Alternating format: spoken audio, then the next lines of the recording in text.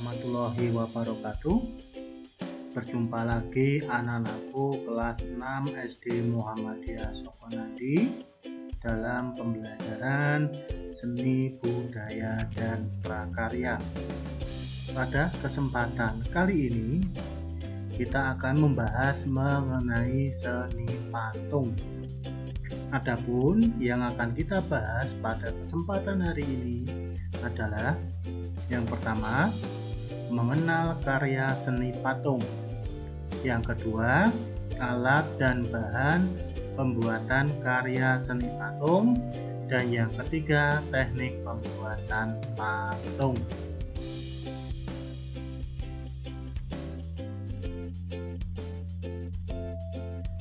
Kita lihat yang pertama, mengenal karya seni patung. Ya. Karya seni rupa terdiri dari karya seni 2 dimensi dan 3 dimensi. Apa itu karya seni rupa 2 dimensi? Seni rupa 2 dimensi adalah karya seni rupa yang memiliki batas 2 sisi, yaitu sisi panjang dan lebar. Seni rupa 2 dimensi tidak punya ruang karena tidak mempunyai ketebalan atau ketinggian.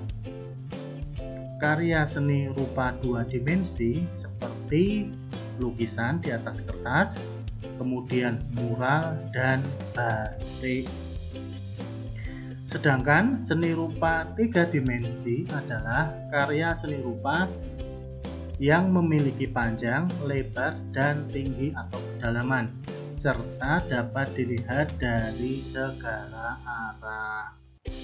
Contoh karya seni 3 dimensi adalah patung, anyaman, dan keramik. Patung merupakan karya 3 dimensi yang menirukan berbagai macam bentuk seperti bentuk manusia, hewan, tumbuhan, atau benda yang dibuat menggunakan teknik tertentu. Seni patung dapat dikatakan sebagai seni bentuk karena bentuk-bentuk patung memiliki nilai keindahan. Beberapa fungsi patung yaitu yang pertama, patung religi sebagai sarana beribadah dan bermakna religius. Contohnya ini patung Borobudur yang ada di Indonesia. Ini patung yang ada di Malaysia. Ya, ini patung Yesus yang ada di Brasil. Ini patung Ganesha. Patung monumen sebagai sarana mengenang jasa pahlawan atau peristiwa bersejarah. Ya, monumen perjuangan masyarakat Banten dan juga monumen serangan umum 1 Maret. Patung arsitektur sebagai pelengkap konstruksi bangunan. Ini contohnya. Patung dekorasi digunakan sebagai penghias bangunan, taman, atau tempat lainnya.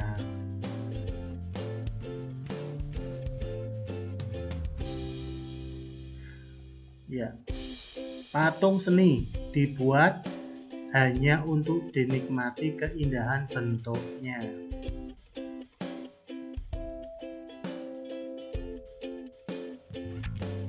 Berdasarkan bentuknya, patung dibagi menjadi 2 jenis, yaitu yang pertama, bentuk figuratif adalah bentuk patung realis berbentuk seperti nyata menyerupai bentuk alam, manusia, hewan, dan tumbuhan. Ini contohnya.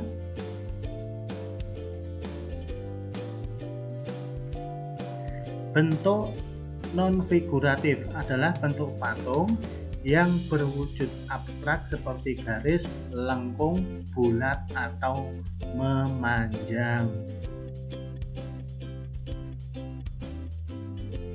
Alat dan bahan pembuatan karya seni patung. Kita bisa membentuk patung menggunakan bahan lunak dan keras.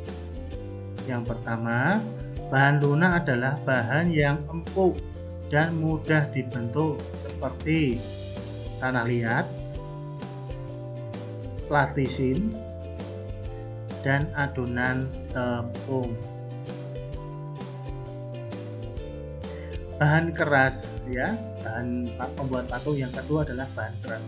Adalah bahan yang bersifat keras dan sulit untuk dibentuk sehingga memerlukan teknik tertentu dalam membuatnya. Contoh dari bahan keras adalah batu, kayu, kaca, dan besi.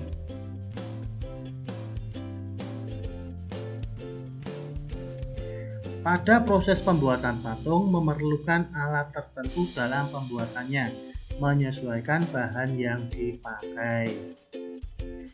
Satu, alat untuk membuat bahan patung yang lunak, butsir, meja putar, dan cetakan. Untuk yang patung berbahan keras, yang pertama alat dan bahan adalah palu pahat dan amplas.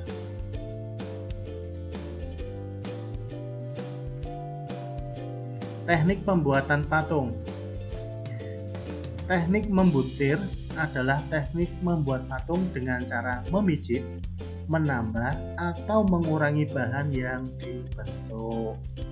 Alatnya butsir atau pisau sudip, bahannya tanah liat atau plastisin. Yang kedua, teknik memahat adalah teknik mengurangi bahan dengan dipahat pada bahan yang digunakan.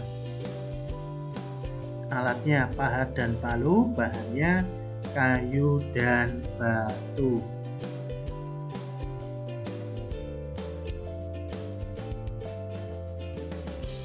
Teknik mencetak dibedakan menjadi dua jenis, yaitu teknik cetak tuang dan teknik cetak tekan. Pembuatan patung menggunakan teknik mencetak, biasanya menggunakan cetak tuang atau cor.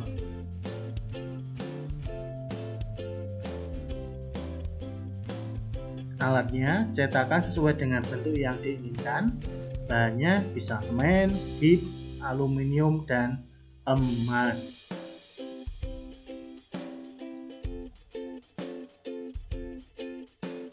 Selanjutnya, teknik konstruksi digunakan dengan cara menyusun atau membangun bahan.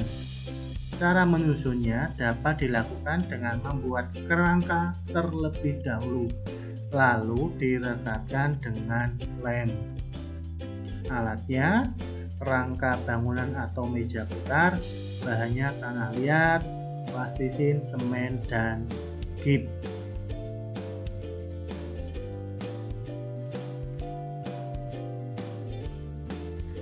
Nah, itu tadi anak-anakku pembelajaran pada kesempatan kali ini, seni budaya dan prakarya.